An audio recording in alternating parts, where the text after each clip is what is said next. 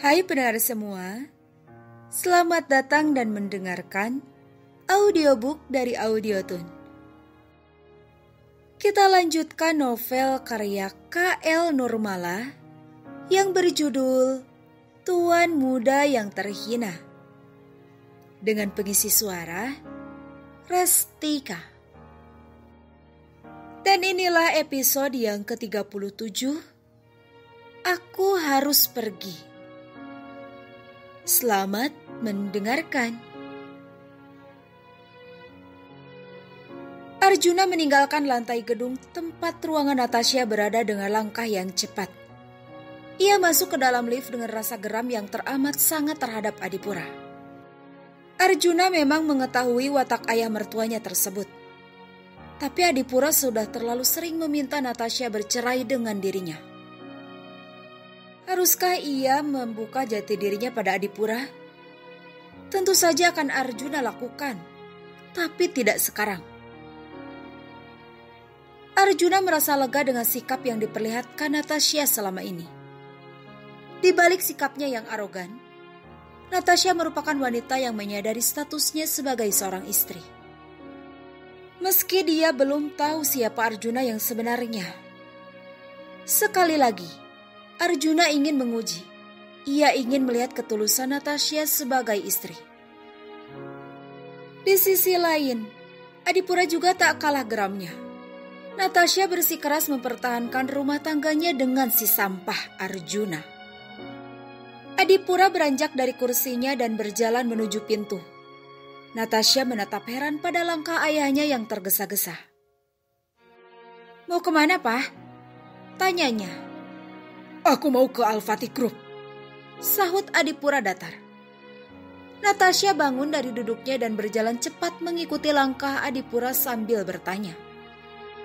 "Mau apa?"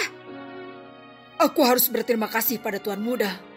Aku juga akan mengatakan kau bersedia menikah dengannya," tandas Adipura.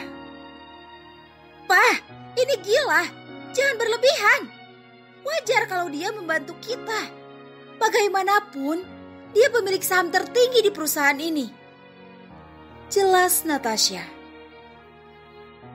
Adipura menghentikan langkahnya dan berbalik sambil menatap tajam pada Natasha. Ia pun berkata, "Aku tahu, Tasya. Dan jika kau menikah dengannya, hidup kita akan tenang. Perusahaan akan stabil. Siapa tahu, dia akan memberikan seluruh sahamnya padamu. Iya kan? Pikirkan itu, Tasya." Adipura kembali memutar badannya dan meneruskan langkah. Namun langkah itu langsung terhenti saat mendengar ucapan Natasha. "Papa sedang menjualku?" Adipura menyeringai tipis sambil bergumam. Anak bodoh."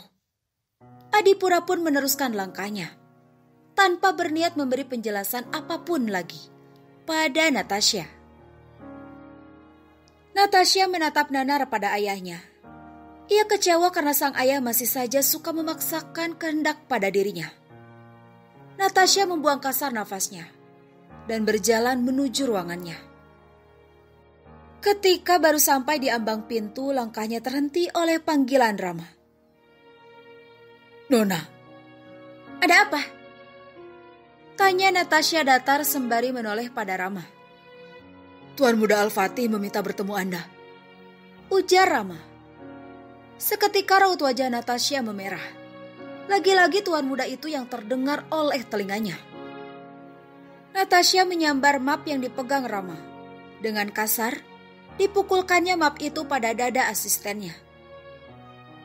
"Kau dan Papa, pergilah ke neraka bersama dia." Geramnya penuh penekanan dengan tatapan yang tajam. Rama tertegun dengan apa yang baru saja ia dengar. Suara pintu yang ditutup kasar membuatnya mengelus dada. "Anda tidak tahu siapa sebenarnya Tuan Muda itu, Nona," gumamnya.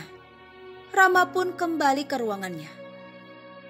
Tadi, ketika ia berpapasan dengan Arjuna di depan pintu ruangan direktur utama, Arjuna memintanya untuk diam dan menutup pintu melalui isyarat tangan. Awalnya pria itu tidak berkata apa-apa dan memilih untuk pergi begitu saja. Arjuna tidak menghiraukan Rama yang mengikutinya. "Tuan Muda Al-Fatih," panggil Rama pelan. Langkah Arjuna langsung terhenti. Arjuna berbalik dengan tatapan menyelidik. Tatapan yang tidak biasa dari seorang Arjuna yang selama ini dikenal Rama.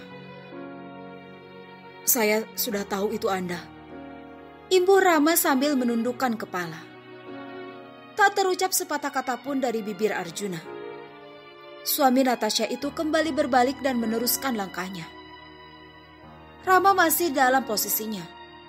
Ia terkesiap melihat langkah Arjuna yang kembali mendekat padanya. "Katakan pada Tasya, Tuan Muda ingin bertemu dengannya di restoran KY. Kabari aku apa yang Tasya katakan padamu," ujar Arjuna sambil memberikan kartu namanya pada Rama. Arjuna Zaid Abdullah Al-Fatih, nama yang tertera pada kartu nama itu. Rama tertegun melihat kartu yang baru dikeluarkannya dari saku.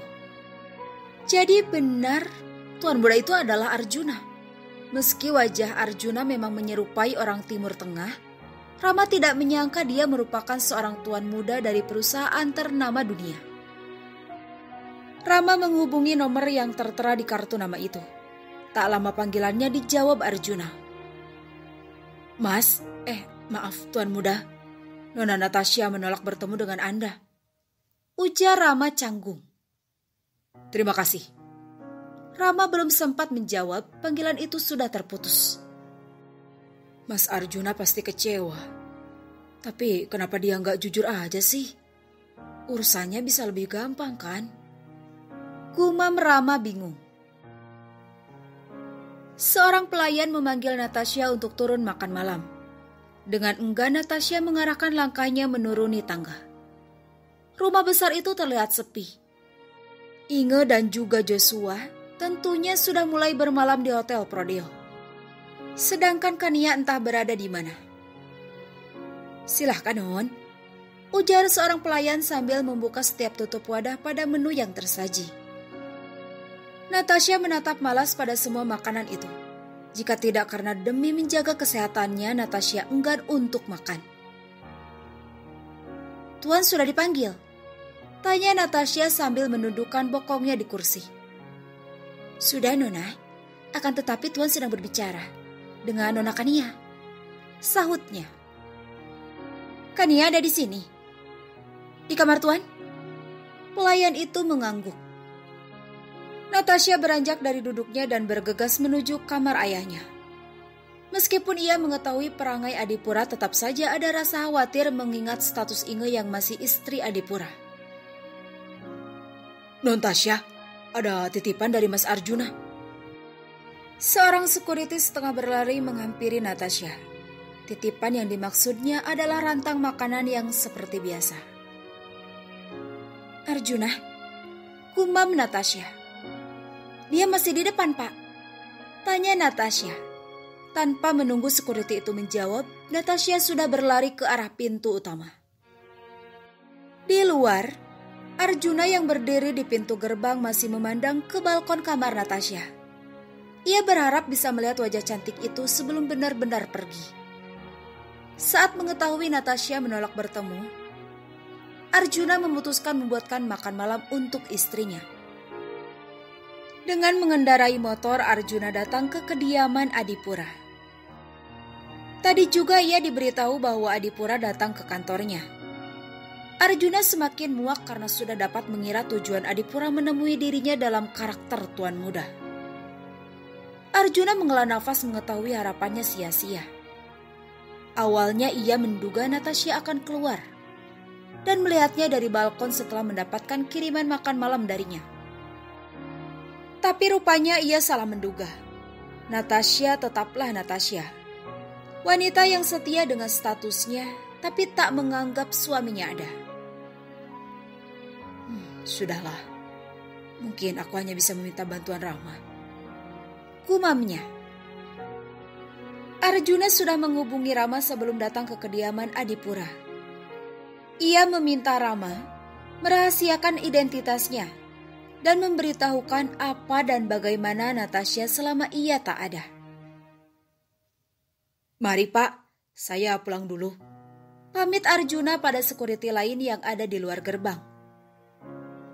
"Gak masuk dulu Mas?" tanyanya basa-basi. "Lain kali saja Pak." "Sekarang tinggal di mana Mas?" "Lumayan dekat dari sini Pak."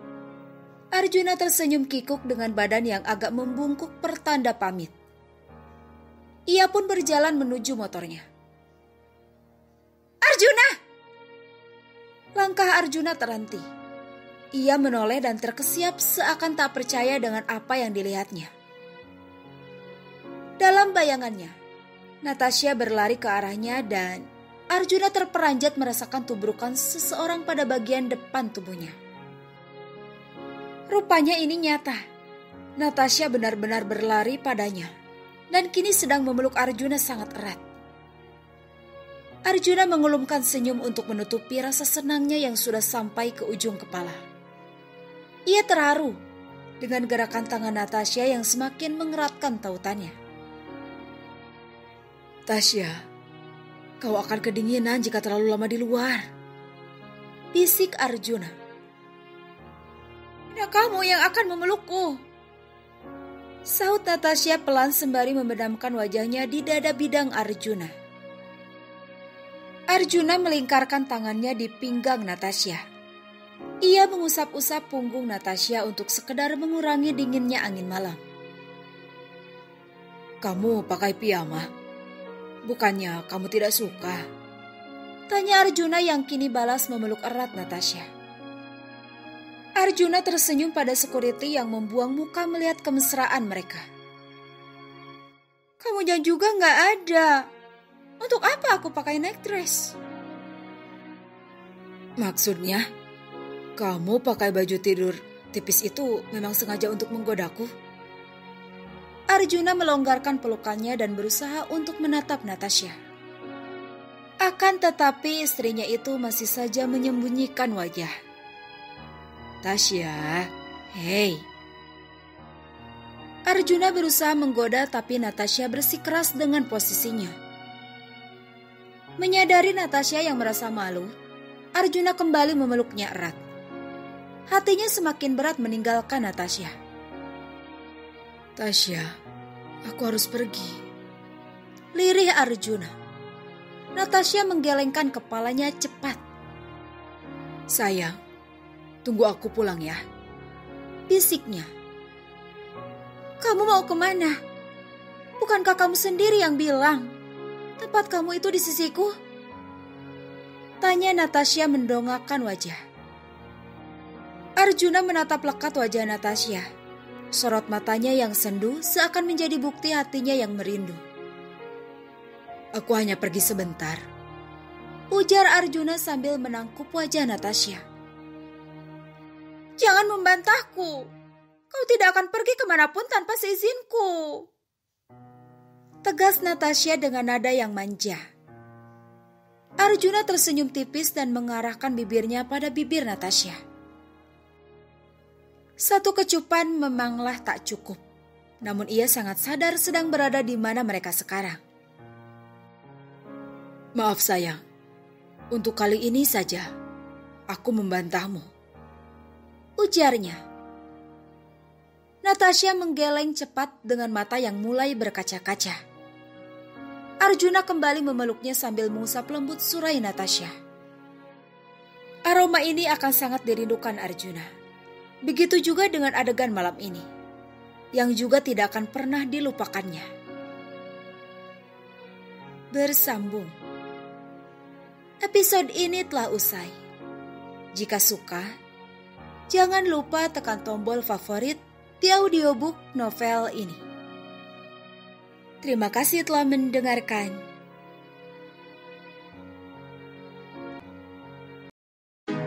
Kalau kamu mau dengar audiobook lebih banyak dan gratis, segera download Audiotune.